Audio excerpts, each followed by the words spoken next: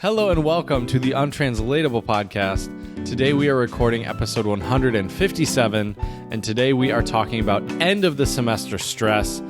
For any of our listeners out there that are college students, I'm sure they are going through this right now as they're listening to this episode. So hopefully either our comedic sense of humor about the end of the semester will make you feel a little bit calmer about the end of the semester, and hopefully we can give you some tips and tricks to deal with end of the semester stress and overcome some of these problems. You're almost there, people. The light is at the end of the tunnel, so get ready for the end of the semester, and hopefully you can celebrate the holidays and enjoy your vacation with style. So without further ado, my co-host, who definitely has mastered overcoming end of the semester stress because he graduated college, my buddy Jared. What's going on, Jared? I did graduate college, and I'm happy to be out. I don't miss it. I mean, I miss college. I don't miss school, let's be clear. I don't miss high school. I don't miss, and a bigger part of the reason why I don't miss it is because I hate final exams. I'm not very smart. Oh, yeah. They're hard. I'm afraid. Please, spread a little love. Follow us on Instagram. It's the namesake of our podcast. You'll find it. Twitter, Untranslatable1, the number 1. But once again, you'll find it. Come on. But please spread a little love. 5-star reviews. You might not find that. If you have an iPhone, just scroll down below where all the episodes are and click review. And if you don't, please find it. I don't know what to tell you. We're also on YouTube, and we have a website and stuff. Untranslatablepodcast.com. Untranslatable Podcast. Chad, how are you feeling? Are you feeling wheezy? Itchy eyes, nose, throat, coughing, shortness of breath, headaches, nausea, chest pain, upper respiratory issues? I'm concerned about you. Dr. Jared is in the house, and he is asking me this because the last few days, today it's actually looking pretty good, but the last few days, the air quality in China has been terrible. And this has been the first time where I've woken up, looked out the window, and just gone, shit. Go ahead. Does it make you nervous? No, because I have a mask. And I have plenty of replacement filters. I probably brought too many. But I guess too many replacement filters is better than not enough. You especially betcha. because I'm hoping to stay here next year anyways. But it's just been crazy because you wake up, you look out the window, and it looks like you're in the horror movie The Fog. Like you literally can't see the building across, like past the building across the street. It's what floor really are you crazy. Here in Jinan, I am on the 17th floor. Okay, so I can you see got pretty some height. far out usually. Yeah. And the last couple days, I really could not see very far. And it, like I said, it was crazy. Here, I might even be able to find a couple. I didn't post it, but I will look really quick on WeChat. I know a couple of my students and a couple of my colleagues posted a couple things about it. And So I is think this it's just because it's... Is this Go a ahead. big deal to them too? Like, are they like, oh, this is crazy? I mean, they're posting pictures of it. Let me check one moment here. I need to. All right, there are moments. I'm still, although I use WeChat a lot, I'm still not super quick at the draw with WeChat. So like wait, I am I'm with- confused. Why are you trying so hard to pull up a picture that no one's going to be able to see? They'll be able to see it. Well, our YouTube people will be able to see it, and I can screenshot it and send it to you so you can post it on our Instagram after this episode airs as well. We'll anyways, wait for the crazy Chad to find the picture. The crazy thing about this though is that like you can it's just such a weird feeling, Jared, like because I have never been in a country with such bad air quality before. It really is something when you like wake up and you look out and then you just see like you can't even see 10 feet in front of your face. It's really wild. But- really, really wild. But is that when you're even walking down the street, or is this just from your 17th floor view? From my apartment. All right, so I found some. I'm going to screenshot these real quick before I forget, so I can send these your way, Jared. But like, so here, look. So for our listeners on YouTube, Yeah. Oh yeah, that looks eerie. Scoot your phone over a little big bit. time. There we go. Oh yeah, oh geez, easy there, chief. This was totally worth it. You're so close. Is that better? That looks so eerie. You can like see. It looks like something Looks from like a like I scary Am movie. Legend or something. Right. It looks like a scary movie. And I had a bunch of different people post stuff. So I'll take a couple other screenshots. It kind of looks, some of these pictures, it looks like someone had a very bad quality phone and they were taking pictures of snowfall, but it's not snow. It is not snow at all. It's bad air quality. Are you safe from the pollution inside? Not really. And actually, I need to get. Jared, we've talked about this, especially before I came here. All right, Chad. Don't worry about the pictures. Don't worry about the pictures. Just don't worry about it. Don't worry about it. So, before I came here, I feel like I was very prepared for most things, right? Like, I've definitely brought probably too much over-the-counter medications. I've only needed to use them a few times. Check out a couple episodes back if you want to hear about my bout with food poisoning for the first time in China. We won't.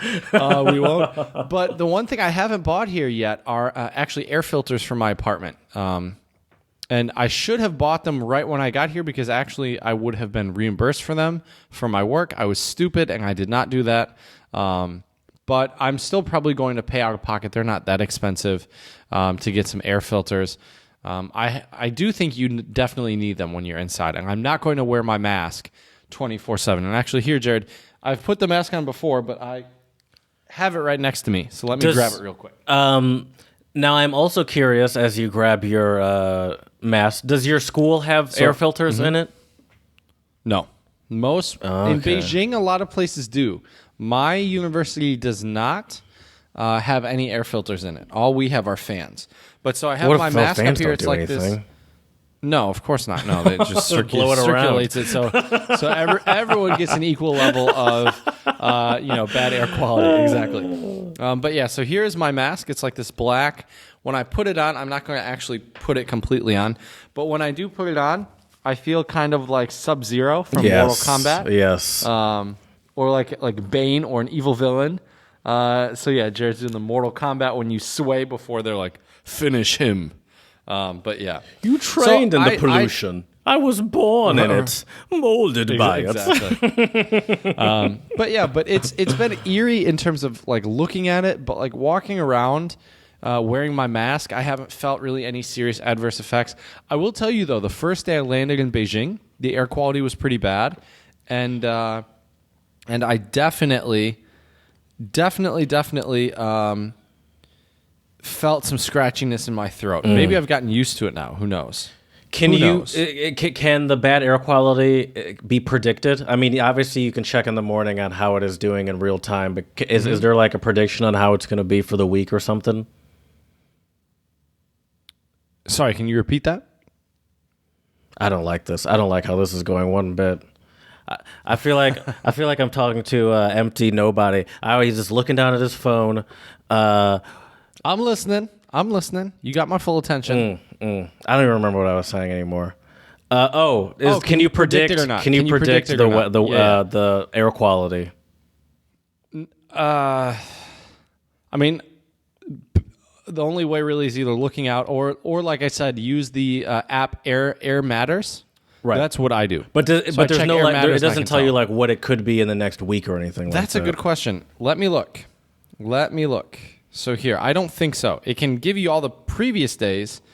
Let's see. I'm looking right now. Ooh, thankfully today the air quality is moderate, meaning I won't necessarily need my mask. No, it does not give me any predictions. Okay, so you just have to make sure you check it every day. Right. Be on point. And I also am wondering. I wonder how they actually get like the. Because this app has air quality from all over the world. Right. There's got to be like a satellites DC, or something. Michigan. I mean, I don't know how that works. Yeah, I don't know.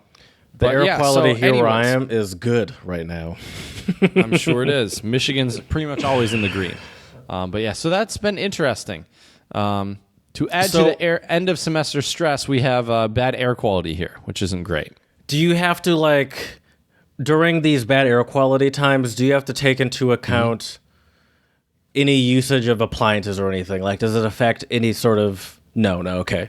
I don't know if it. I don't think so. No, I was shaking my head. I don't think so. I think what it does affect, though, I at least know in really big cities in China, they will try to limit people driving, which makes sense. Because a lot of the bad air quality comes from emissions, whether it's emissions for because they, I believe, use either gas or coal heating. It is getting colder here, so people are using a lot more heat. That's one reason. Another reason is people driving places. Also, too, if it's really cold, I think people are much more likely to get in their car and drive a short distance instead of walk. So that could also add to it. It's interesting that you brought that up, Chad. I have some interesting facts about air quality in China that I thought might help you. Oh, let's hear them. In 2009, China burned nearly half of the world's coal, and coal accounts for nearly 70% of China's energy index, so it's coal. Cities in China, in China's Yangtze River Delta, Pearl River Delta, and Beijing, Tianjin, Hebei region suffered over 100 hazy days a year. What does this mean? Do you know PM 2.5? Do you know what that means? Well, I see it on my app all the time. Oh, so that's an air index meter on your. Well, here. So if I click, So it's funny you mentioned that. So I live in I see it too. It's PM 2.5 is good here where I'm at. Here it's at 33, which it's is 9 okay here. Nice. Yeah. Not so to brag. Principal sources mainly Jared's trying really hard to bring me back to Michigan, people. Mainly contributed by the combustion sources. Burning of fossil fuels in vehicles, power plants, and various industrial processes generate significant amounts of particulates, and coal combustion in developing countries is the primary method for heating homes and supplying energy. Besides, fine particulates can be formed by atmospheric oxidation of SO2 and NOx, although to a lesser extent, crustal dust and marine aerosols are also sources of PM. So the standard of air quality level, in case people are curious, good would be 0 to 12. Moderate would be 12 to 35.4. I'm at 33 right now here where I am, so I'm in the moderate. Unhealthy for sensitive groups is 55 to 150.4. Very unhealthy, 150 to 250.4. That's a huge range. That's 100. It's a big range. It's a big range. Yeah. Hazardous is 250 to 500. And I'm pretty sure yesterday or 2 days ago, I was in the very unhealthy range. So 150 to 250. Well, I can tell you actually exactly. Let me pull it up here. You know, it's interesting to hear those ranges and look at mine, you know? Right. Because I'm, pretty good over here. Yeah. Yeah. So yesterday mine I was wonder what at... New York City is like. I don't know. New York City's pretty good too. New it's York all City's good. not that bad. Right. Also New York, I think that because their public transportation runs on electricity, doesn't it? I think so. Which I think also would then have better, obviously you don't have any emissions or little to no emissions. The other nice thing too about this Air Quality Matters app is you can look at the last 2 days and you can put in a map and then it will show you, I'm showing our listeners or our viewers here on YouTube to take a look. But it's really cool. Like it's really fascinating though if you look at China. Like Jared, put that up again. Okay. Wait. Yeah. 1 second. Let me find it. I want to see that one more time. So here, I'll try to make it bigger so you can see more. I could see it clearly the first time. I just here is Jinan. So the colors represent different levels. See, look, so there is a forecast. That's what I was asking about. You see that? Oh, yeah, weather forecast. Yeah, at the bottom. Yeah, but the weather forecast has nothing to do with air quality. Oh, that's just straight up weather. It's simply wind and sun and rain. Gotcha. And that's it, and temperature. Gotcha. Yeah. Yeah, that's not actually the air quality. But it has like index. a map of how the air quality is doing in different areas around you. Correct. And Jared, just so you can keep tabs on your boy, I would suggest putting in Jinan if you have not put Jinan in your Air Quality Matters app. So that's a good you can idea. Track, and you can also see what I'm dealing with as well. So, that's a good idea. I'm going to do that. But it's definitely been Jinan. Jinan. So yeah. And just in case our listeners are curious, Jinan is south of the Ji, which I believe is a river. Nan is south. So in those areas I named, were you in any of those areas? The Yangtze River Delta or Pearl River Delta? I've been in Beijing, yeah. Okay. I haven't been to Hebei and Tianjin, only like passing through via the train. But that's not like an area that you you live in? I haven't been to yet. Okay. No. So you're I'm not in the further south. worst of it. That's news. Well, funny you mentioned that, Jared. So actually, where I live, Shandong is the province where they moved a lot of factories out. I think this maybe even started all the way back during the Olympics, when they had the Olympics in Beijing. Because the air quality was so bad, they moved a lot of the factories to my province, which is why the air quality in Shandong is significantly worse now than in Beijing. Oh, all right. But it was also pretty bad in Beijing, from what I read. I was trying to look at the bright side, but we're all going to die. Right. That is true. That is true. But Well, let's Jared, how spread a about little we, love. Let's do it. Let's do it. You know, it's funny that we say all right. that because I have a shout out too, and it is not going to help the "we're all going to die" case one bit. Let's hear it. Let's hear your My shout out. is for the 2019 Time Person of the Year. Do you know who that is, Chad? Who is that? That is Greta Thunberg. Okay. Do you know who Greta Thunberg is, Chad? Of course. I don't live completely under a rock, and Okay. occasionally, I mean, you Jared, never know. occasionally Jared Greta does come up on my meme news sources as well. So yeah, she is a, I forget how old she is. She's like She's 16, I 12, believe. 13, 14. She's 16 now. Okay, so she's a 16-year-old climate change activist, and she is absolutely fantastic. But give us some more She details, is. Jared. I'm not trying to steal your thunder here. There's no thunder to be stolen. She is just that. I can explain who she is. She's a child from... she's from one of those Scandinavian countries. Hold on, I'll tell you where she's from. Sweden. She's from Sweden. I'm pretty sure. And here's a little clip, a very famous clip of her. I just happen to have it here. And with one of her popular, I mean, not her catchphrases. She's not a catchphrase kind of person. But here, I'll just play it. This is all wrong. I shouldn't be up here. I should be back in school She's talking to world leaders at a UN conference. on the other side of the ocean. Yet you all come to us young people for hope. How dare you? How dare you? You have stolen my dreams and my childhood with your empty words. And yet I'm one of the lucky ones. People are suffering. People are dying. Entire ecosystems are collapsing. We are in the beginning of a mass extinction, and all you can talk about is money and fairy tales of eternal economic growth. How dare you? Yeah, honestly, dude, she's pretty badass. Yeah. To have the courage to say that in front of the UN, and she's right. I mean, look, there is going to come a time, possibly in our lifetimes, for all of our millennial listeners, Gen Z listeners, Gen X listeners, there very likely could be a time in our lifetime where we don't have enough resources anymore to sustain ourselves. The environment is getting significantly worse. And a lot of this is driven by corporations, by big businesses who, especially the fossil fuel industry, who don't want us to make any green changes because that threatens their industry very directly. And so yeah, I think she deserves all the love we can give. But not only her, but there are a lot of young climate change activists out there. So we should definitely... Sorry, I'm not prepared for this. I had to Spread a little love. There we plug go. in my computer to get that clip that I played before. get the of audio Thunberg. clip, yeah. I wasn't quick But yeah, enough. I'm so slow, everyone. You're I'm good. so sorry. You're good. Chad's exposing me, No, and I but deserve it.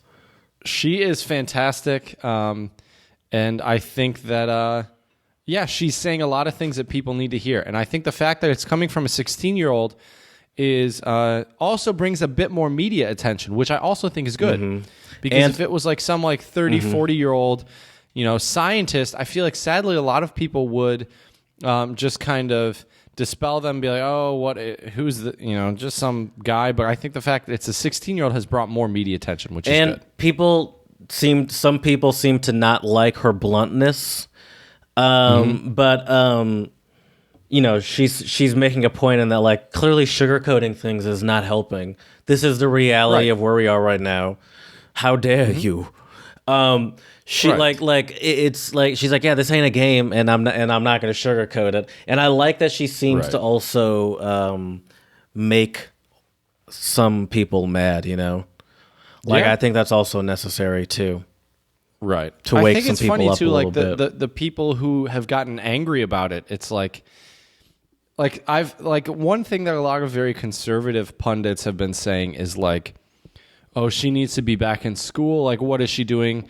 And it's like, okay, buddy, like okay, Bob, were you when you were 16? Were you giving a speech at a UN conference in your second language? No. One, probably not, because you can't speak a second language, most Right. likely. Probably butt Number chugging or two, something. maybe like at 16. Maybe I don't know what these. I think don't know how these people live their were lives, butt Jared. chugging at 16. I wasn't, but Dear people Lord. were. I definitely was not. Dear Lord. At any age, to be honest with you. Right. But yeah, so anyways, though, yeah, she deserves a lot of love. I think she is fantastic. And there are a lot of other Spread a climate little change love. activists. And Greta has also tried to bring attention to these other activists, which I think is great as well. My shout out, Jared, goes out to the 3 winners of the Nobel Prize in Economics, because they are donating their prize money to fund grants that will support. I feel a little hypocritical now doing a shout out about economics research after you had one about environmental research, because they don't dare necessarily go hand in hand. But the 3 winners of the Nobel Prize in Economics are donating their prize money to fund grants that will support economic research for the next 15 years. I'm going to try to say their names here. Abhijit Banerjee and Esther Duflo of Massachusetts Institute of Technology and Michael Kramer of Harvard University will donate heard their of prize money to the Weiss Fund for Research and Development Economics, which is administered by Harvard University. Banerjee, Duflo, and Kramer were honored by the Nobel Prize Committee for their research. Oh, well, here we go, Jared. For the research on fighting global poverty. As a child, I read about Marie Curie, who used the proceeds of her first Nobel Prize to buy a gram of radium to further her research, said Duflo. Our field is a collaborative one, so supporting the next generation of economists is our gram of radium to continue research. So I think this is really amazing. And hopefully some of this research will obviously is done to fight global poverty. And hopefully some of that will also go into fighting the global climate change crisis as well. So I think that's awesome. Lots Yeah. of love to our Nobel Prize winners for giving back to betcha. their field. I think that's really amazing. I agree. Are we gonna? Is it? Oh yeah, it's untranslatable time, baby. You better be ready. The Mind untranslatable if I owl? get started, Jared? Please. Or So my first one is Chinese, and it is Yo Qianju Shi Ren Xing, which means have money, I can act however I want. Oh, yes. Long hair don't care. That's right. That's right. Is that what that Basically, means? like, who are Is that- you? Yeah, it's like, who are you Okay. telling me to do what I want? I have so much money, I can do what I want. Oh, yeah. Yeah, that I have dreams of living like that. Greta Thunberg Right. would not like me. Not approve. Probably not. Who knows, though, Jared? Maybe if you're making your dollars on helping fund climate change and somehow you get to keep some of those dollars, then there you go. And I'm willing to donate money once I have money to donate. FU money. My first untranslatable is Hebrew, and it's Chai Seret, living in a movie. Living in a movie, okay. Is this also like living lavish? Living luxuriously? No. It's No. like, what are you living in a movie? Oh, so is this like, are you in like, what do we say? Like, are you in fairy tale land? Like, are you crazy? One of the examples and the meaning is living in a fantasy world. Very good. Anyone who has unrealistic expectations, or Okay. I'm going to be a billionaire. I'm going to own McDonald's. It's like, all right, are you living in a movie? Well, yeah, that's a good one. I like that. I can picture some like, old like Jewish grandma being like, what are you living in a movie? I mean, I spent a lot of time living in a movie when I was a kid. I used to love Rush Hour 2. I used to love Mission Impossible 2. All the 2s, I loved them. And like you sometimes, like, you're like, oh, I wish I could do that as a movie, or I wish I could just flawlessly fight people, Right. Living in a movie. Yeah. I like living For in sure. a movie. Yeah, why not? Sometimes it's fun, Jared. Yeah. My last one for you is Korean, and it is Sagong iman umyeon begansan Euro Kanda, which I'm sure I butchered that pronunciation, but it means for sure. You betcha. too many boatmen, the boat goes to the mountain. Is it like how many idiots does it take to screw in a light bulb kind of thing, where it's like a... Kind of. I'm looking more specifically for one that has to do with cooks in English. Too many cooks, or like if you can't stand the heat, get out of the kitchen, or it's like... Well, but it's essentially saying like there's too many Cooks or people. chefs. Yeah, I don't know. I don't know a chef based untranslatable in English. There's also a German one. Zu viele Köche verderben den Brei. Oh, too many. Which our English one's pretty much the same. Too many cooks spoil the broth. Okay, it's just like it's just like Too many people. too many people. Yeah. Yeah. Yep. Okay, I would agree with that. I like to cook by myself. My next untranslatable is Turkish, and it's Tashati da kulu mo yorludu. Did he throw a stone so his arm got tired? Interesting. Did he throw a stone so his arm? Is this like to work really hard on something that is kind of like useless or futile? No. You say this, No. so it's like, oh, what? Did he throw a stone so his arm got tired? It would be said more like that. So it's like, is he making excuses again? Just berating a lazy person, calling someone lazy, you know. Calling someone lazy. Throws okay. one stone and his arm gets tired. Right. Oh, that's funny. That's funny. I like that one. Makes sense. Rolls over on the couch to change the channel and he gets tired. Yeah. Dude, sometimes it's hard, you know. Sometimes That's you just true. got to watch some BS because it's like, I mean, I'm supposed to reach all the way over to the other side of the sofa. How did, to get the how did it even remote. get there? I haven't moved in 4 hours. Right. You know what causes that a lot of times, Jared, that acute and extreme laziness is end of the semester stress. Whether you're a Yeah. student or a teacher. I've definitely had a couple days now where I realize like the end is near with the semester and I'm like, I need to do work. I'm just going to watch one more episode. Just Yeah, one see, more. it's like it's the worst of both worlds. The semester's ending, you're excited for a vacation, yet the most important part of your entire semester is coming up. What kind of studier are you? I hate admitting this because I know some Non-existent of my one. students in the Czech Republic listen to this. And I was a procrastinator No. in undergrad and also, unfortunately, in grad school until I started my second master's. When I started my second master's, I wasn't as much of a procrastinator. What switched? Why is that? I was just sick of it. I was sick of all the stress of Oh, okay. of You're being saying staying up like, till 2 in the morning every right. every I was couple just weeks. sick of it.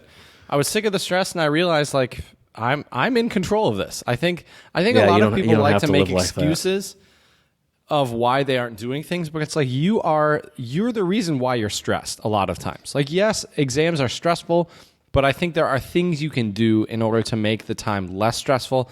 I will say I love that Albion College had all the different stuff at like the Kellogg Center where students could go. They'd have like therapy dogs. They would have like free massages. Popcorn booth, yeah. Popcorn booth. They would have all this stuff to kind of make you feel less stressed during the end of the year, which is a very stressful time. Except I hated doing homework and studying in the library. I can never it's focus. terrible. It just seemed like a big Pandemonium. hang, like a nerd's hang. It's like these are Right. the nerds that don't even really like. It seems like the inefficient nerds, because if you were just in your room doing homework by yourself, you'd get it done in half the time. So much chit chatting, or like, why is there so much chit chatting happening right now? Right. And it never seemed efficient to me. And honestly, I feel like usually I would go to the library more to hang out than I actually would to do homework, because I'm like, I can either do this before I get here way quicker or after way quicker. This is not helpful to me. Right. Do you enjoy? So you didn't like studying in the library either, really? Nope. Nope. When I was in grad school, I would go usually to Big B Coffee, or I would even drive to Lansing occasionally and study there just because I know it would be quiet. But I was right on the border with Lansing and East Lansing, so it was like a 10-minute drive. I was thinking undergrad. Wasn't that far. No, undergrad. I would drive an hour. You took a 40-minute drive Albion. just to get some quiet. Right. We're in the middle of nowhere. Well, I was lucky with Albion. Like a lot of my exams were papers for German, and then my music exams were the equivalent of me playing a jury. So I'd have to play a couple pieces of music. But you took like those prerequisite like poli-sci 101 geology kind of stuff, didn't you?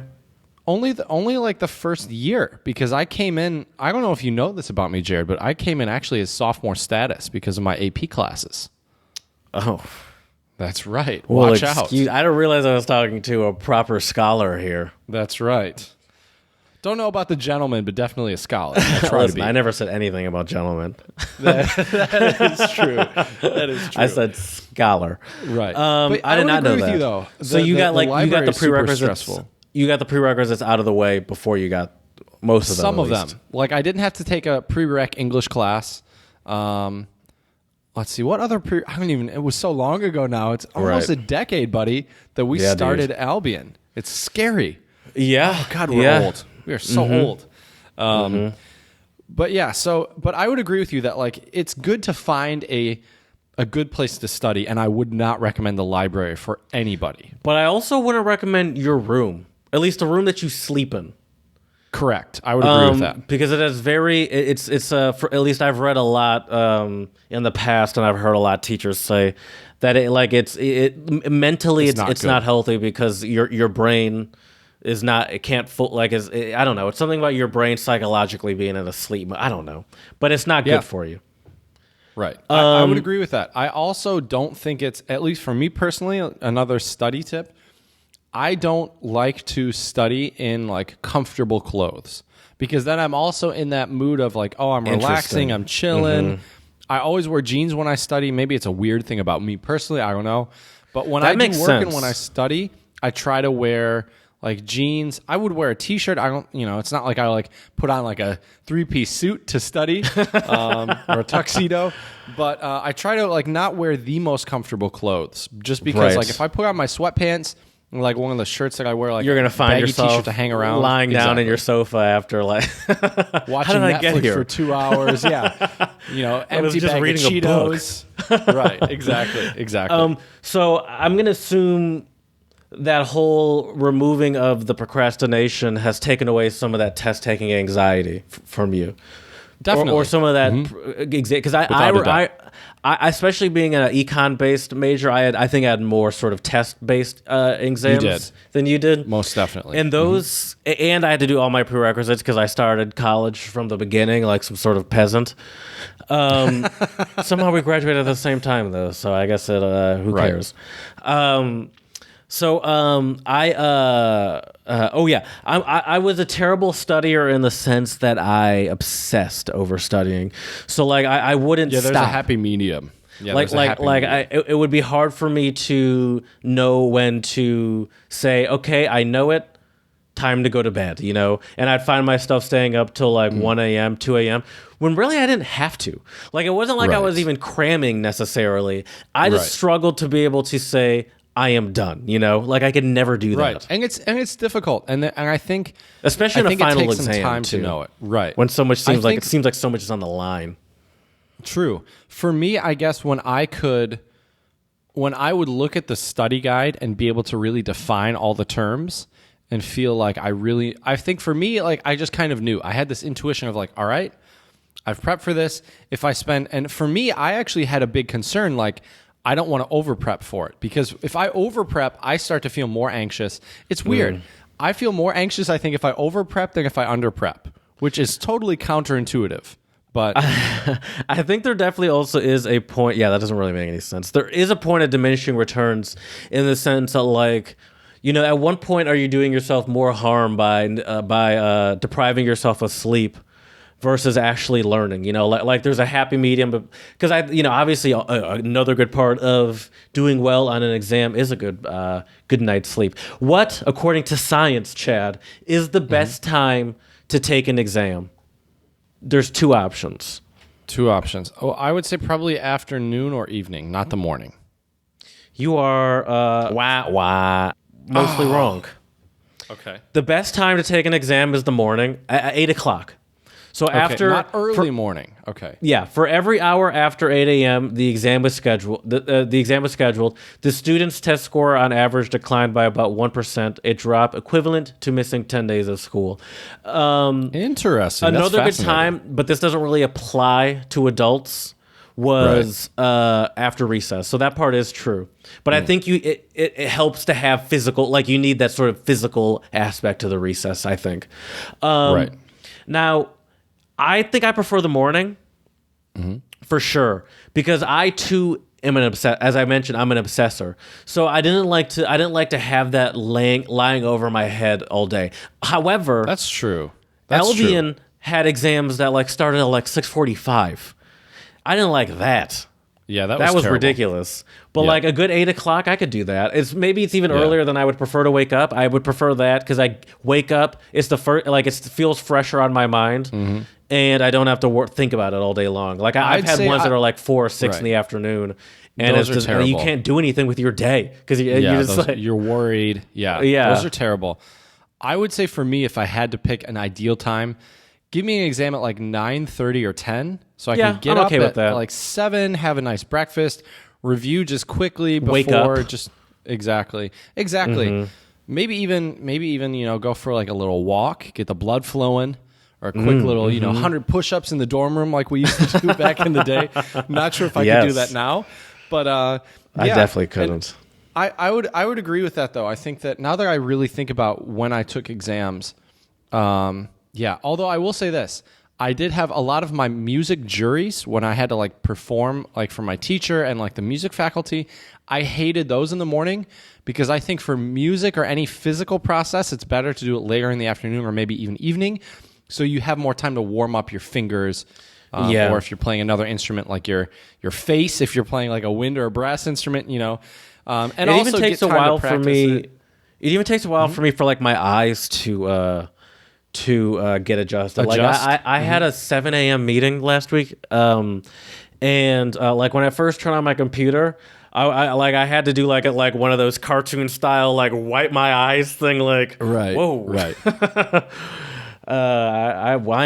Feels like I'm looking at the Matrix right now. Right. So do your students in China, is the library a popular place to study in China? I would be willing to bet yes, because listen to this, Jared. At least the undergrad students, they live 6 to a dorm room. Whoa. Yep. 6 to a dorm room. So you need a place to escape. Exactly. Now, what a lot of students, though, that I see, most of the classrooms in my building where I teach are empty. So I have. So you not can just take once, over a classroom. Yeah, I have not once walked into a classroom or like walked by a classroom, walked past a classroom that didn't have students studying in there. Every day before I teach and after I teach. I teach in the afternoons, and every day I see people working and studying there. I will say this though, I do think Chinese students, my personal opinion, I think they study too much. I think it's overkill. I also think that they aren't taught efficient study strategies. And here the key is just memorizing and regurgitating information. I will say, though, for our final exam, we do have a couple different aspects that I think, yes, a lot of it is memorization, but we do have a couple short answer and essay questions, which I think shows that you have to actually apply some of the knowledge. Not just memorize it, but apply it as well. But from what I've heard, a lot of, like, it's crazy. I will walk by and I'll see students with their head buried in a book, and they're just like, and they're literally trying to memorize it, orally memorize it, exactly what the book is saying, which I think there are some good things about memorization, but I don't think memorizing something necessarily means you know it or you can apply it and use it. No. Because Right. most times when I've been in those situations, as soon as I'm done with the test, it like leaves my head, you know? Yep. You forget it because you don't need it anymore. Yeah. Yeah. Exactly. Yeah, no, I think that's been proven. You're just learning how to tell them the right answer, essentially. Right. Do you get like any sort of exam anxiety or stress Oh, yeah. as the giver of them? As the giver, no. As the giver, Okay. not at all. So you don't like stress out about the right making sure you cover everything properly, or making sure that or like the stress over even just like the grading portion of it. Not really. I think I don't. Now, let me be frank. I Right. don't You don't enjoy look forward grading to it, exams yeah. at all. But you frankly, don't get, but it's just like if- dull, I assume. right. If I could not give my students exams, I would love that. If I didn't have to give students exams, I wouldn't do it. They don't I feel would have them necessary to you? I would have them do something different than a traditional test. I would have them do some sort of project that's a culmination of the knowledge that they have acquired throughout the semester. I would have them do a project or a presentation or something instead of a test. Because I think, once again, the test, they're going to learn this material, they're going to cram for it, and then after they take the test, they're not going to remember it anymore. I mean, Yeah. I don't remember half of the Sums stuff. up my I took school experience. I even took a microeconomics class in undergrad. I couldn't tell you anything about microeconomics anymore. Supply, demand, That's about it. price elasticity. I couldn't even tell you what that is, Jared, anymore. So there you go. But yeah, so I don't give any anxiety as the test giver. I don't feel anxiety for my students because, generally speaking, I think I do a decent job preparing them and getting them ready. But a lot of that also rests on their shoulders. You know, I can only do so much as their teacher.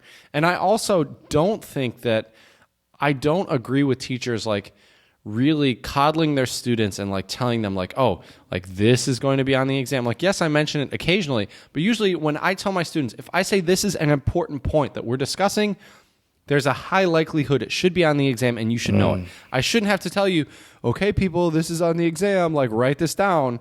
Like, my students are adults. Interesting. I mean, that Yeah. makes sense. How do you feel about those like in college, teachers at our school would put on like study sessions a couple days before the exam. That kind of goes against your I assume you don't like the study sessions then. Well, no, I am going to do that with my classes. But that is I just will telling do them a study exactly what's session. going to be on the test. Well, no, I'm going to be giving them. So I have versions of old exams and our current exam. And what I'm going to do is mostly take questions from the older exams, but have them be related or similar to the questions of the new exams, right? So I can't tell you what the questions are, but like I can give you an example. Like what I will have my students do. So we have questions about theories of language learning, right? And so there are four main theories that we cover in my methodology course, which are, views of language. Well, no, these are, I would say these are theories. Theories or views, whatever term you want to use. But the constructivist theory or constructivist view, behaviorist theory, constructivist behaviorist, cognitive and socio-constructivist. Yeah. And so what I would have my students do is like, okay, I want you all to define what these different theories are. Now, I don't tell them which theory they are going to be tested on, but I will tell them which ones I will tell them that you need to know all of these because these are important and you need to be able to apply these. So that's the difference. So you need to know all of them, but I might only test you on some of them. A couple of them, correct. Oh, yeah, I hated those. Yeah. Yep. Like, that was also the one where it's like they told you what, like, the essay question could be about. Right. But they won't tell you what it is. Yeah, I've had that before. Exactly. And it makes sense. Yeah. I mean, I guess it makes sense because then it doesn't allow you to just learn the test. It's like you have to learn all of it, and then like I'll pick one of them. So yeah, I'm not just gonna tell you what to focus on. Exactly. And I will try to guide my students though, like these are the important points of the chapter or of the unit that that you should keep in mind when you're reviewing and studying for the exam. You should have seen though yesterday, buddy. I started to talk about the exam. A student had a few questions after class, and then like usually my students don't ask me questions after class, and then there were just like I looked up, and then there were like 20 of them, like eagerly listening, and I was only telling them the question types. You know, Right. are they multiple choice? Are they true or false? Are they short answer? And all this stuff. And it's like you shouldn't care about the question types really. You should be caring about the content, not the question types, but the content. At least in my opinion.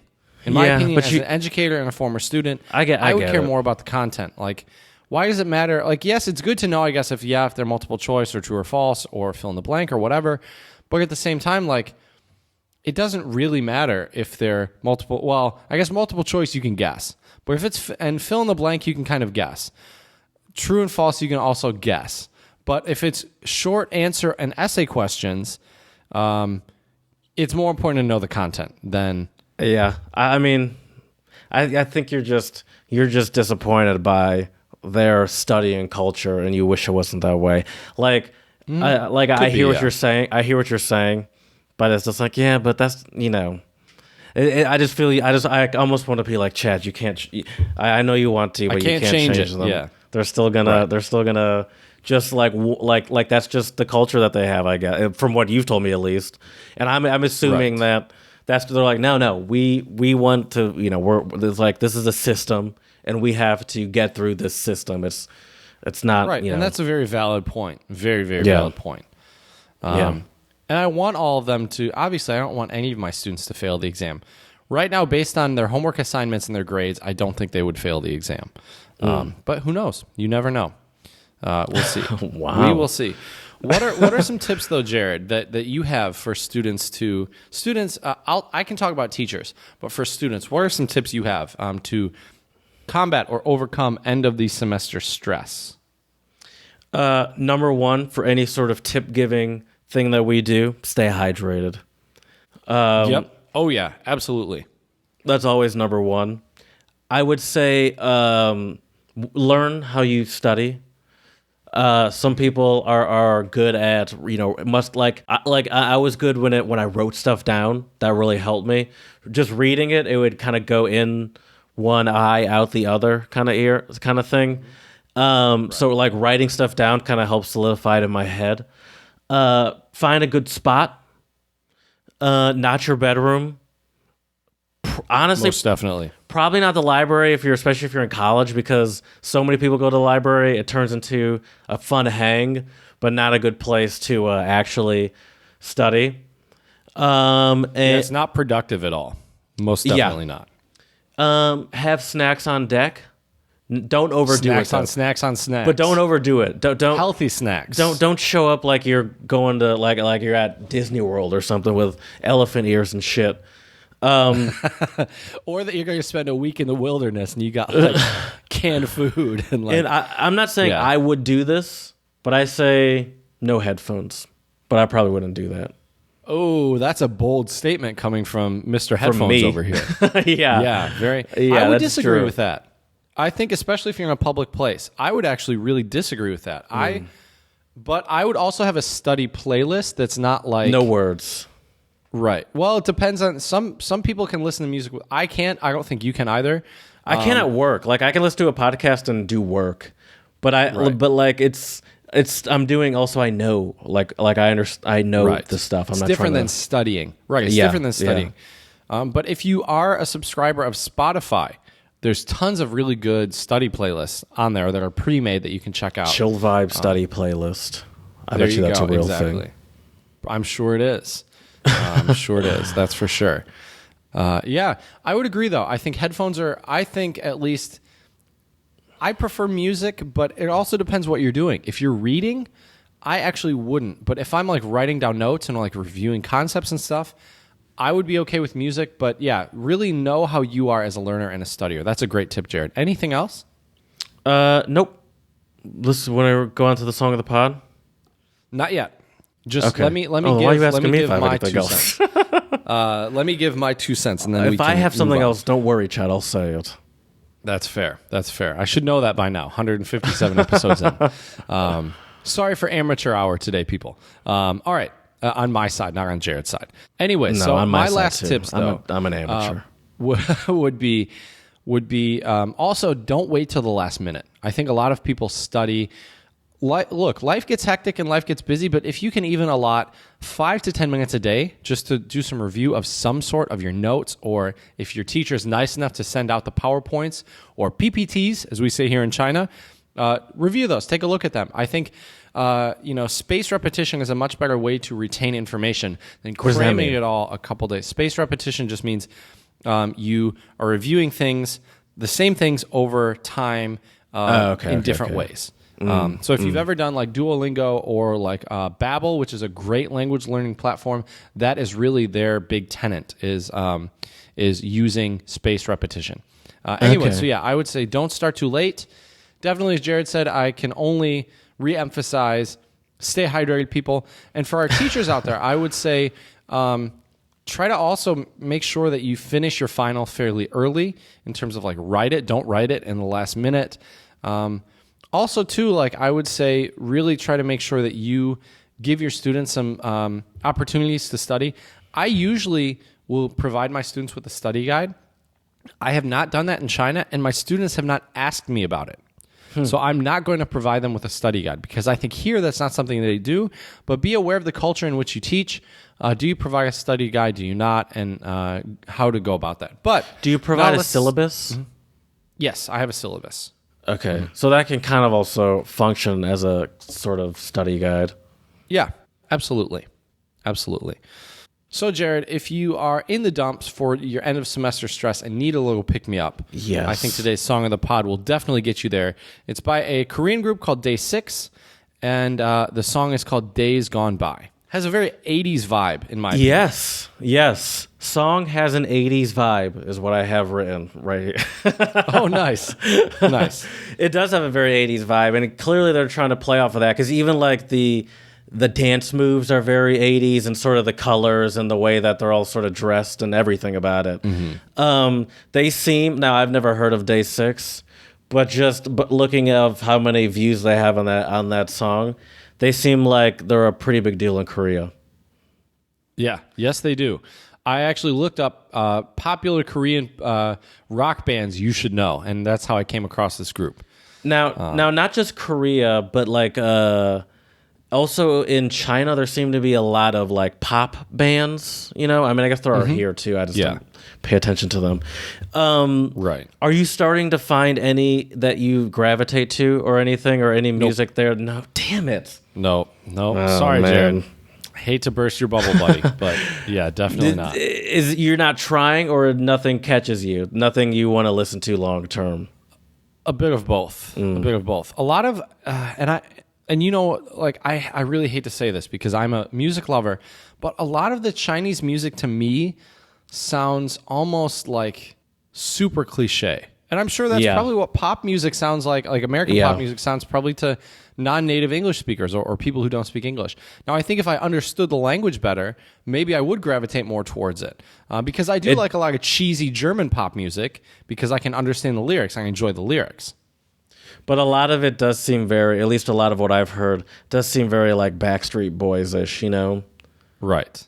Yeah, right. I understand that too. And actually, this band kind of has a little bit of that vibe too. And it doesn't help that they are doing it like throwback style to the 80s. But I do like the song. That's true. It's a good song. I do like that they all alternate singing too. Like there's different singers, which I think is really cool. Yeah, also very boy bandy of them as well. Mm-hmm. Right. It's Joey's turn. Similar, right. They do all have a very similar look as well. Kind of same hairstyle. Same although look. I did notice one person did not have blonde hair, but there is something about like the bass player, like in a lot of the Asian cultures, the blonde hair, the lightening of the skin and all that stuff. It's a bummer, Yeah, I agree. But I guess it's just what that's their what they're culture into. views is beautiful. Yeah, it's kind of interesting. But yeah, so check that out on our YouTube channel, Untranslatable Podcast, Song of the Pod playlist. Day 6, Days Gone By, especially if you want a little throwback 80s vibe, or if you're learning Korean. Speaking of learning languages, though, my Chinese word of the pod today is kaoshi, and kaoshi means exam. Oh, my Spanish word is prueba. La prueba, the exam. Okay.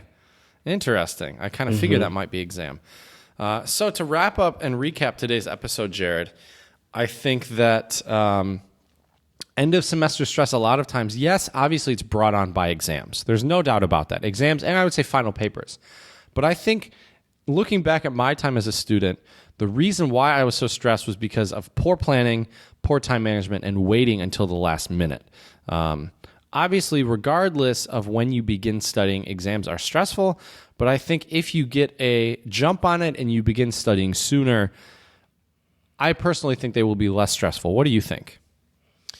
Yeah, I mean, I agree with that because you can't, like, if even on the day before, obviously you can study and it can be helpful, but you're meeting a point way before you finish most times where it's like you either know it or you don't at this point, and you can't force it into your head to spit it out like at a couple hours reliably, Right. Yeah, but it's hard, Like no one thinks about exams until it's like exam time, Like I never really thought about exams until it's like, oh, okay, now exams are, until it's like, oh, well, wait, exams are next week or exams are like in 2 weeks. It's like, oh, yeah, I guess they come up quicker than you think. And so, yeah, just don't wait till the last minute is for sure number 2 after stay hydrated. Most definitely. Absolutely. I would also say, too, depending on the type of learner you are, I think it can be very useful to study with your classmates. Now, notice I said classmates and not friends. You can study with your friends, I guess, but I think it's better to study with your classmates because you tend to stay a bit more on task. At least me personally, if I'm with my classmates instead of my friends, we are there for the purpose of studying, whereas with my friends, it's really easy to like joke around and goof around and get off topic. I never really studied with people that much, but I did live with someone that took many of this. We had similar majors, and so we took similar.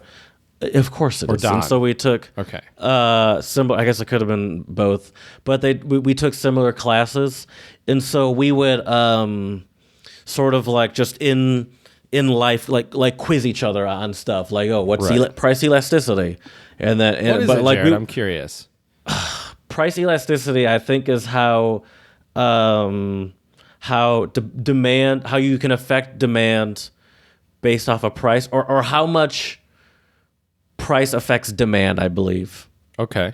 Interesting. I'm going to look it up, but I believe that's what Just it is. Price elasticity. Sounds good to me, but I'm obviously not a finance guy. Price elasticity is a measure of the relationship between a change in the quantity demanded of a particular good and the change in its price. Price elasticity of demand is a term used in economics when discussing price sensitivity. I would say I was right. I would agree with that.